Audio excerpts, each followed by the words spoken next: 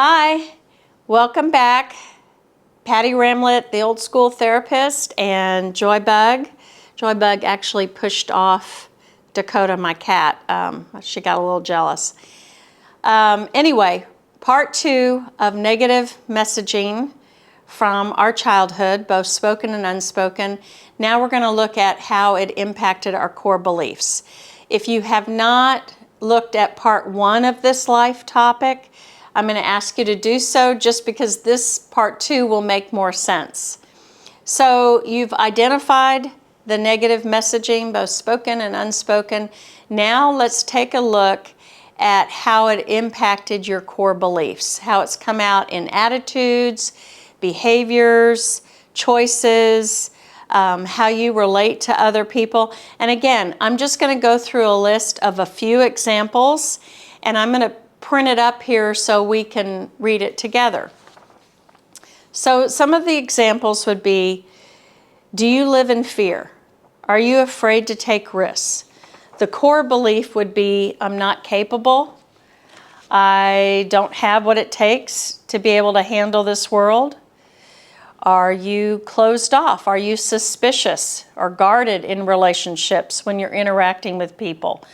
Maybe your core belief is that all people cannot be trusted. Nobody can be trusted and everybody's out to get you. Are you demanding and controlling towards others in relationship? Maybe that comes out of a core belief that you have to be in control, because if you're not, you're going to be controlled by other people. Maybe you're quick to criticize or quick to look for something wrong in other people or in a situation. Maybe that comes out of a core belief that you really feel flawed and insecure.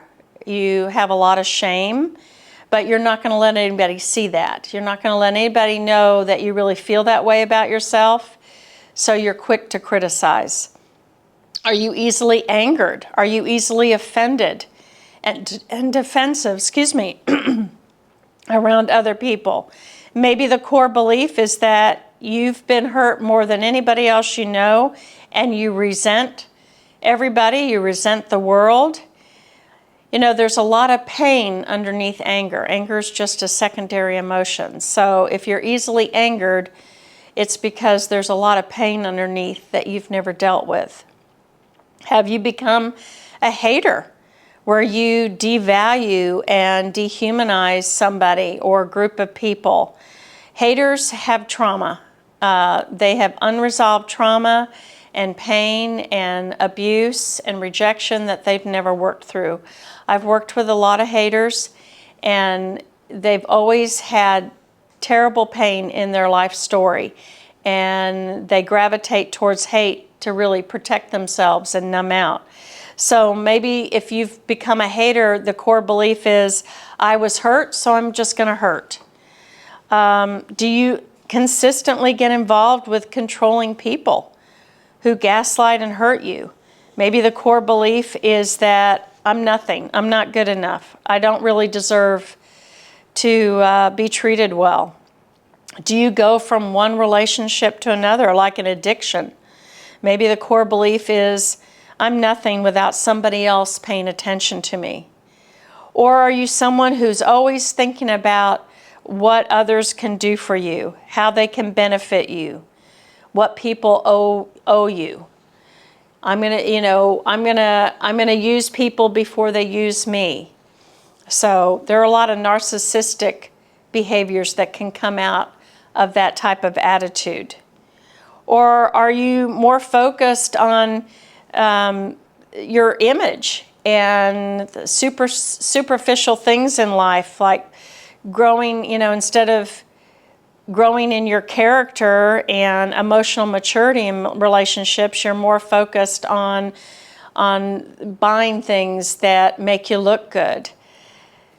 And lastly, another example would be, do you have like a default slogan where when something happens in life that you don't want to deal with, or when people want to talk to you about something that's uncomfortable and you don't want to deal with it or talk about it, is your default slogan, I don't care. People can say something to you or point out something that maybe you need to take a look at, and you'll just say, I don't care. I don't care. It's a real calloused attitude. Is that how you are navigating life, with an I don't care slogan and attitude? These are just some of the examples that I have shared today. And if I've got you thinking, about the messaging and the core beliefs and how the negative experiences and messaging that you had in childhood are impacting you today in how you relate, in your attitudes, behaviors, choices, that's a good thing, because it's time to work on it. First step is to start working with a mental health provider, either in person or online. There's so many good therapists out there, and really there's so many good resources for mental health today. There's really no excuse. So I would start with working one-on-one with a therapist, and then maybe doing their support groups. There are skills groups, there are workbooks.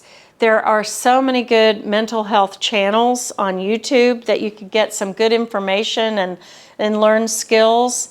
Because what you want to do is you want to face the feelings and the emotions that you carry with you day in and day out that are from childhood, that are painful and that maybe keep you stuck.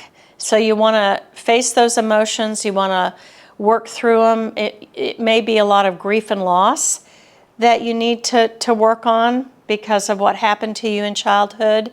You want to learn boundaries. You want to learn to express to people your needs and your wants. And the boundaries are, this is what feels good in relationship for me, and this is what doesn't feel good in relationship. You want to be able to manage your feelings so they don't manage you.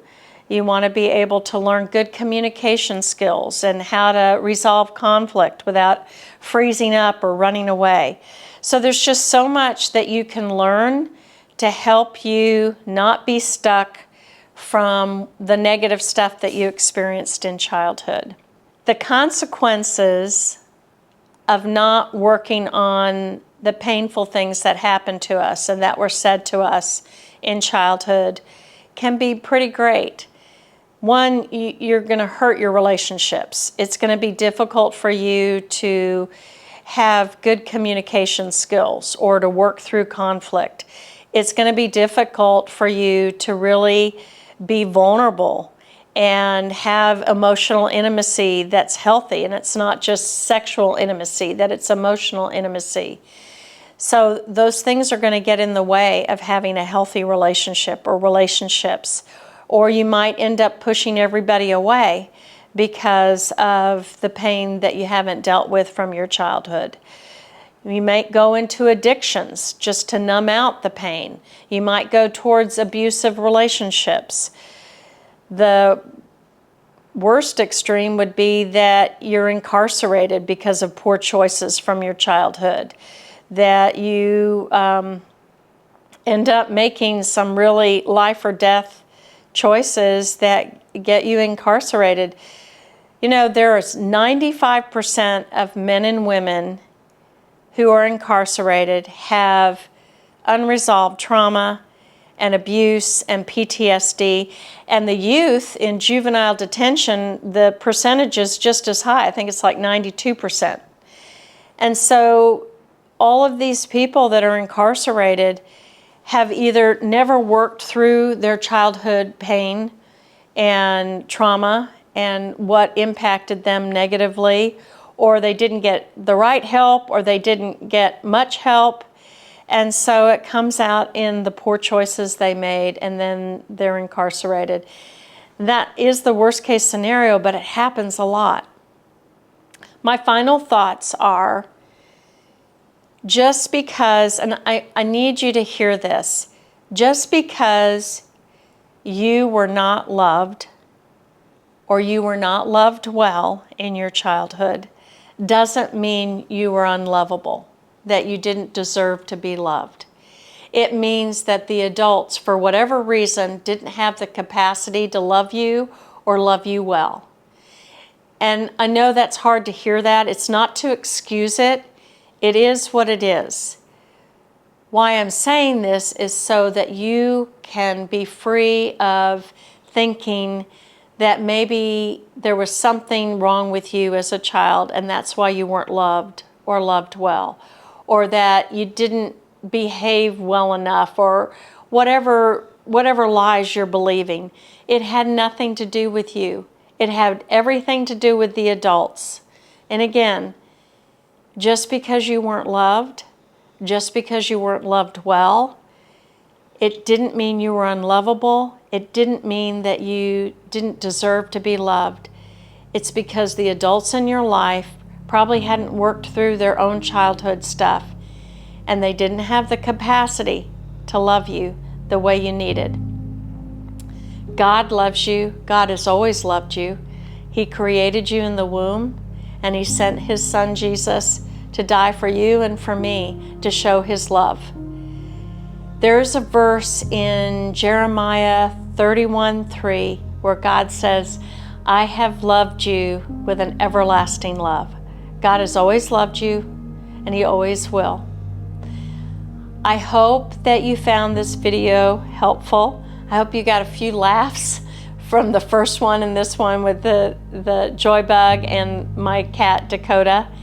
And please leave comments, and I look forward to doing another video soon, and hopefully I can help whomever is watching. Take care, and we'll see you soon. Bye. Joycey, did you get jealous? You got jealous, didn't you? Got jealous. Jealous girl.